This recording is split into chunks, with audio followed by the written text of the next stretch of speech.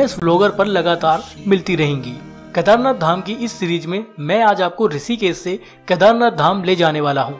साथ ही साथ इस वीडियो में आप देखेंगे कि अगर आप साल 2021 में यात्रा करने वाले हैं तो आपको रास्ते में किन किन परेशानियों का सामना करना पड़ सकता है, रास्ते कैसे बने हुए हैं, ऋषिकेश से केदारनाथ तक के इस सड़क मार्ग के सफर में कौन कौन से शहर पड़ेंगे, कौन कौन से गांव पड़ेंगे और वहां कैसे इंतजाम किए गए हैं।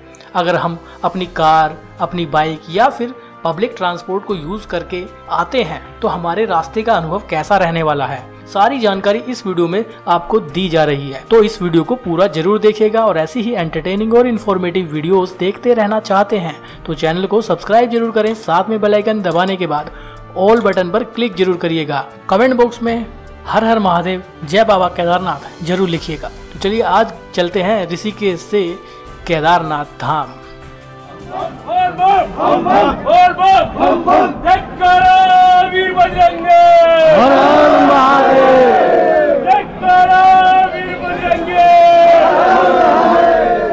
दोस्तों, उत्तराखंड चारधाम यात्रा के लिए आप देश के किसी भी कोने में क्यों ना मौजूद हो, आप हवाई मार्ग से, रेल मार्ग से और सड़क मार्ग से देहरादून, हरिद्वार और ऋषिकेश तक आ सकते हैं। ऋषिकेश चारधाम यात्रा का एक मुख्य पड़ाव है।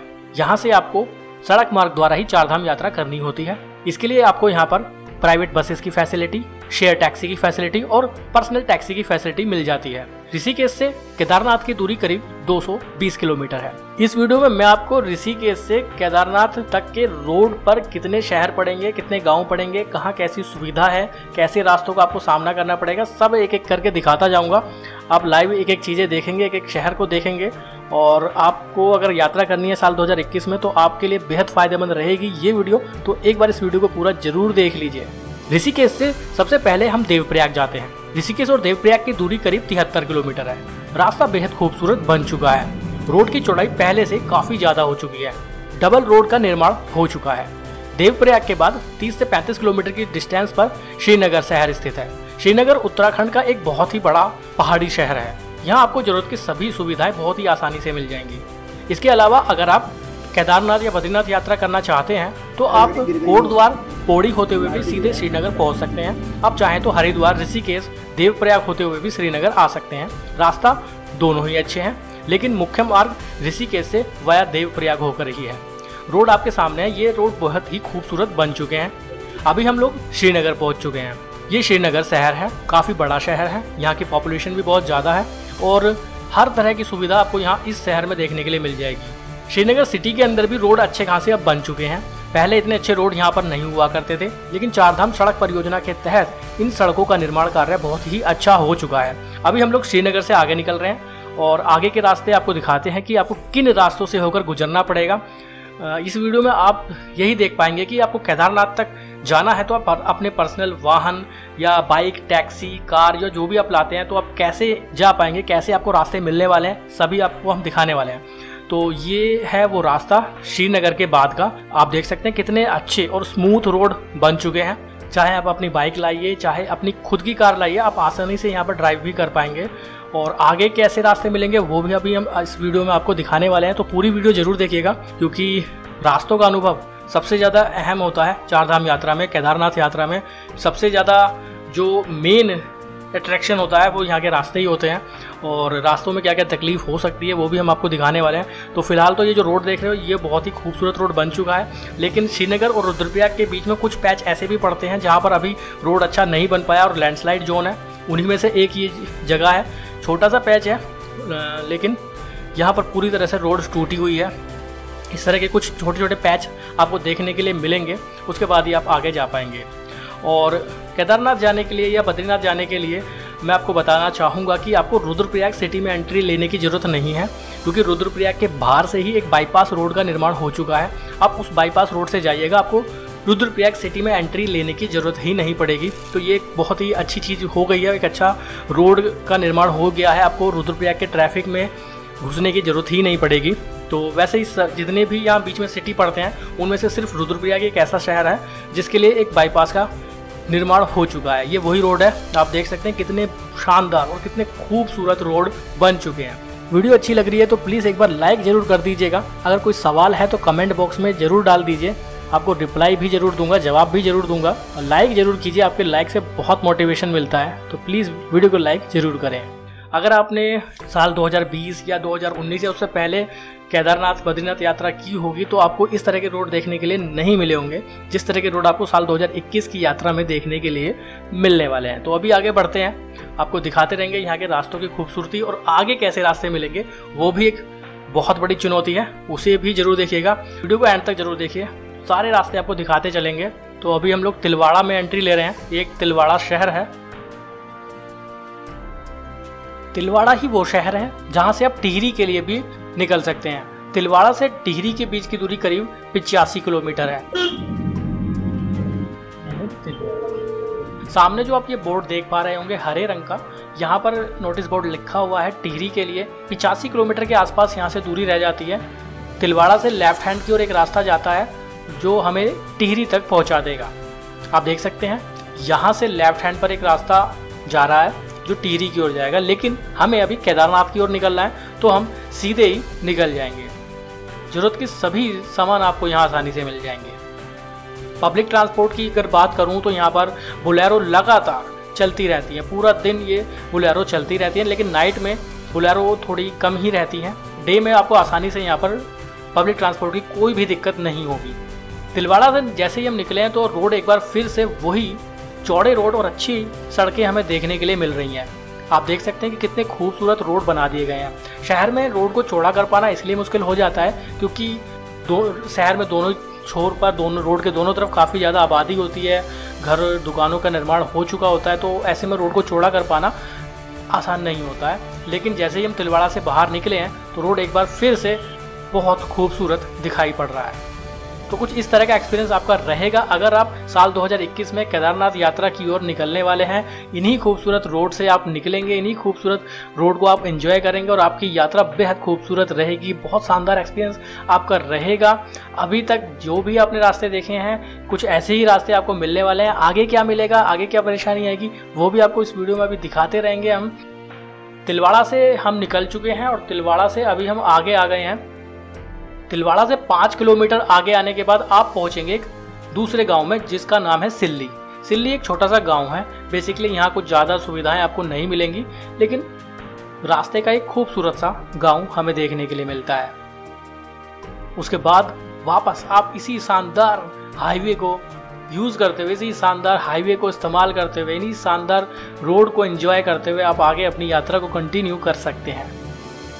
अगर आप पहले केदारनाथ यात्रा कर चुके हैं तो शायद इतने खूबसूरत रोड आपने पहले नहीं देखे होंगे जो रोड आपको साल 2021 में देखने के लिए मिलने वाले हैं। सिल्ली से करीब 5 या 6 किलोमीटर जब आगे आप आएंगे तो आप एक मुख्य शहर अगस्त्यमुनि पहुंचेंगे। रोड यहाँ तक भी बहुत ही खूबसूरत बना हुआ है। रोड आपके सामने है। ये सिल्ली या कह लीजिए तिलवाड़ा और अगस्त्यमुनि के आसपास का रोड है।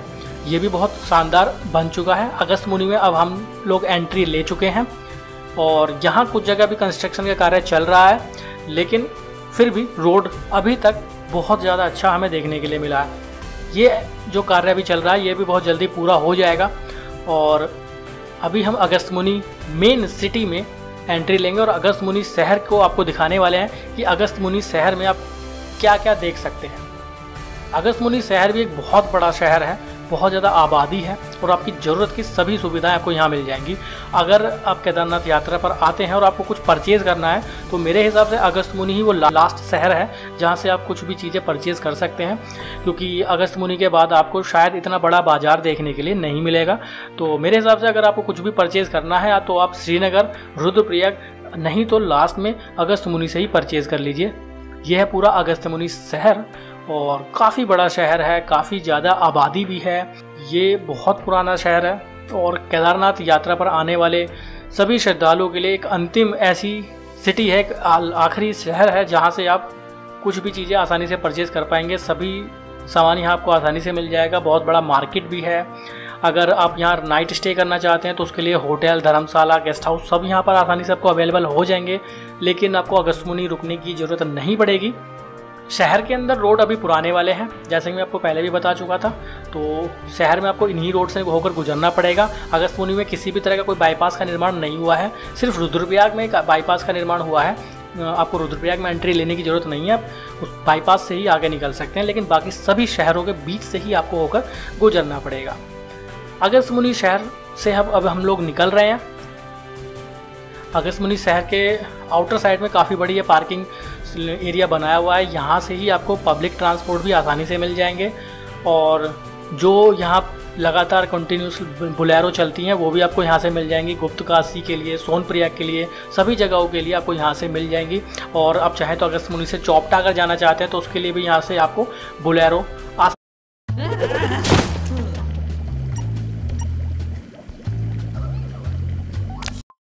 आसानी से मिल जाएंगी।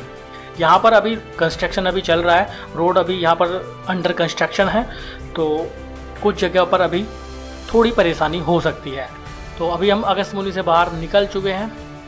यहाँ भी अभी रोड पुराना वाला ही है, यहाँ भी कोई नया रोड का निर्माण नहीं हो पाया है, क्योंकि दोनों ही छोर पर अच्छी खासी आबादी बसी हुई है। ये जो आप मोड़ देख पा रहे हैं, यहाँ से आप आगे वासु केदार की ओर निकल सकते हैं लेफ्ट हैंड पर। यहाँ से 22 किलोमीटर की दूरी पर है, लेकिन अभी हम केदारनाथ की ओर जा रहे हैं तो हम सीधे ही निकल जाएंगे। अगस्त्यमुनि के पास से ही वासु केदार के लिए रास्ता जाता है। अगर आप वासु केदार की ओर जाना चाहते हैं तो 22 किलोमीटर की दूरी पर है अगस्त्यमुनि से, लेकिन अभी हम चल रहे हैं केदारनाथ की ओर। यहाँ पर अभी कार्य नहीं हो पाया, यहाँ पर अभी रोड वही पुराने वाले हैं, या फिर कह लीजिए अंडर कंस्ट्रक्शन है, तो रोड एकदम खस्ता हाल है। आप देख सकते हैं यही रोड का सामना करना पड़ेगा आपको साल 2021 में केदारनाथ यात्रा के दौरान। यहाँ पर आपको थोड़ी परेशानी हो सकती है, लेकिन जैसे ही आप थोड़ा आगे आएंगे तो एक बार फिर से आपको अच्छे रोड देखने के लिए मिल जाएंगे। यानी कह सकते हैं कि बीच बीच में कुछ जगहों पर कुछ पैच ऐसे हैं जो अभी कंप्लीट नहीं हो पाए हैं, और वहाँ पर लैंडस्लाइड जोन बना हुआ है, उसकी वजह से थोड़ी परेशानी हो सकती है। लेकिन अभी हम अगस्त्यमुनि से पूरी तरह से बाहर आ चुके हैं, और ये जो रास्ता है ये पहले से थोड़ा बेहतर हो गया है। अगस्त्यमुनि से 8 किलोमीटर आगे आने के बाद हम पहुँचे हैं चंद्रपुरी। चंद्रपुरी भी एक छोटा सा गाँव है, यहाँ ज़्यादा सुविधाएं नहीं है। चंद्रपुरी से आगे आते हैं तो एक बार फिर से अच्छे रोड हमें देखने के लिए मिल जा रहे हैं। ये वो रोड है जो चंद्रपुरी से आगे कुंड की ओर जाता है।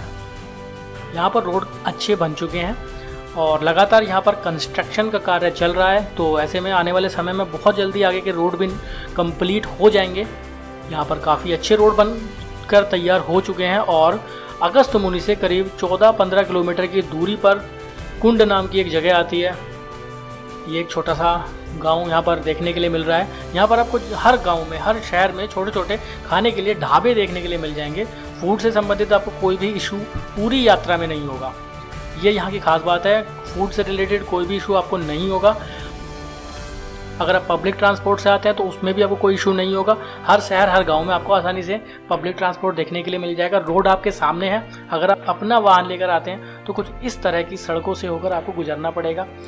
तो अभी हम यहाँ से निकल रहे हैं, और ये चंद्रपुरी, एग्जैक्ट चंद्रपुरी गाँव है। यहाँ से आगे हम कुछ दूरी पर चलने के बाद पहुँचेंगे कुंड। कुंड वो जगह है जहाँ से चौपटा जाने वाले, यानी मिनी स्विट्जरलैंड जाने वाले, तुंगनाथ मंदिर की ओर दर्शन करने जाने वाले, चंद्रशिला ट्रैक करने वाले लोग कुंड से राइट हैंड पर ऊपर की ओर चले जाते हैं, और जो लोग केदारनाथ जाना चाहते हैं वो लेफ्ट हैंड पर लोहे के पुल से होते हुए आगे निकल जाते हैं। तो अभी हम वो एग्जैक्ट पॉइंट आपको दिखाने वाले हैं। अभी आगे वो पॉइंट भी आएगा जहाँ से दोनों रास्ते अलग अलग कटते हैं। अभी हम चल रहे हैं कुंड की ओर। यहाँ पर अभी कार्य चल रहा है, अभी यहाँ पर रोड रेडी नहीं हो पाए हैं, तो यहाँ का रोड अभी बहुत छोटा है। यहाँ पर आपको दिक्कत हो सकती है। अगर बरसात के समय आप यहाँ पर आते हो तो अच्छी खासी लैंडस्लाइड जोन है, कीचड़ पानी का सामना आपको यहाँ पर करना पड़ सकता है अभी भी, क्योंकि यहाँ पर अभी रोड चौड़े नहीं हो पाए हैं। यह है वो रास्ता जो चंद्रपुरी से कुंड की ओर चलता है। कुछ ही दूरी पर यहाँ से कुंड जगह मौजूद है, जहाँ से दो अलग अलग रास्ते कटते हैं, तुंगनाथ मंदिर जाने वालों के लिए और केदारनाथ मंदिर जाने वालों के लिए। यहाँ पर अभी भी वही पुराने रोड हम देख पा रहे हैं, यानी 40 से 50 किलोमीटर आपको वही उसी पुराने रास्ते का सामना करना पड़ेगा। तो आप देख सकते हैं हम पहुंच चुके हैं अभी कुंड में। कुंड बेसिकली कोई बड़ा शहर नहीं है, ये एक वो पॉइंट है जहां से दो अलग अलग रास्ते कट जाते हैं। आप देख सकते हैं अभी हम उस लोकेशन पर पहुंच चुके हैं जहां दो रास्ते जाते हैं। सामने सीधे अगर हम जाते हैं तो हम पहुँचेंगे ऊखीमठ, तुंगनाथ, चौपटा की ओर, और यहाँ से अगर लेफ्ट लेते हैं तो हम केदारनाथ की ओर निकल जाएंगे लोहे के पुल से। अगर हम ऊखीमठ जाते हैं तो ऊखीमठ वही जगह है जहाँ पर शीतकालीन केदारनाथ पंचमुखी मूर्ति को स्थापित किया जाता है। और आज 14 मई को ही बाबा केदारनाथ की पंचमुखी विग्रह डोली को गौरीकुंड के लिए रवाना कर दिया गया है। आप देख सकते हैं ये वो डोली है जो ऊखीमठ से केदारनाथ की ओर रवाना हो चुकी है। और अभी हम भी केदारनाथ की ओर चल ही रहे हैं। और कुंड के बाद रास्ता काफ़ी ज़्यादा ख़राब हो जाता है और गुप्त काशी तक हमें ऐसे ही रास्ते का सामना करना पड़ेगा, क्योंकि यहाँ पर अभी अच्छे रोड का निर्माण नहीं हुआ है। तो इन्हीं रास्तों से गुजरते हुए आपको आगे की यात्रा करनी पड़ेगी, या कह सकते हैं कि करीब 50 किलोमीटर का जो टूर आपका रहेगा, 50 किलोमीटर की जो जर्नी आपकी रहेगी अगस्त मुनि के बाद या चंद्रपुरी के बाद, वो कुछ ऐसे ही खराब रास्तों से होकर गुजरने वाली है। उसके बाद आप पहले पहुँचेंगे गुप्त काशी। यह गुप्त काशी का मेन चौराहा, यहाँ पे भी आपको सारी सुविधाएं मिल जाएंगी। यहाँ आप स्टे कर सकते हैं। अगर हेलीकॉप्टर से जाना चाहते हैं केदारनाथ की ओर तो गुप्त काशी भी एक वो जगह है जहाँ पर हेलीपैड मौजूद है। लेकिन गुप्त काशी जनरली लोग नहीं रुकते हैं। अगर जो हेलीकॉप्टर से भी जाते हैं तो वो फाटा में स्टे करते हैं और फाटा से ही हेलीकॉप्टर यात्रा करते हैं। तो यहाँ से भी रास्ता उतना अच्छा नहीं बना हुआ है अभी भी। और पहले यहाँ से गुप्त काशी के बाद फाटा जगह पड़ेगी, एक फाटा के बाद सीतापुर एक जगह पड़ती है, और सीतापुर के बाद हम पहुंचते हैं सोनप्रयाग। सोनप्रयाग ही लास्ट डेस्टिनेशन होता है केदारनाथ यात्रा का। उसके बाद पैदल ट्रैक शुरू हो जाता है। उसके बाद बेसिकली पैदल ट्रैक नहीं रहता है। गौरीकुंड तक तो आपको वहाँ की शेयर टैक्सी मिल जाती है जो 20 से 30 रुपये चार्ज करते हैं। 5 किलोमीटर की वो दूरी रहती है, वो भी रास्ता बेहद ख़राब है। और उसके बाद आपकी पैदल ट्रैक शुरू होती है 16 किलोमीटर की। तो अभी हम सोनप्रयाग की ओर बढ़ रहे हैं और शाम का वक्त हो चुका है। तो फाइनली सोनप्रयाग में हम पहुंच चुके हैं। ये है सोनप्रयाग। आप देख सकते हैं सोनप्रयाग शहर, और यहाँ पर dormitory, hotels, guest house, GMVN के गेस्ट हाउस, यहाँ पर सब चीज़ अवेलेबल है। और आगे की सेकंड पार्ट में हम आगे की यात्रा आपको दिखाएंगे। फिलहाल आप देख सकते हैं यह है सोनप्रयाग। यहाँ पर ही यात्रा रजिस्ट्रेशन भी कराया जाता है और एक छोटा सा कंप्लीट शहर है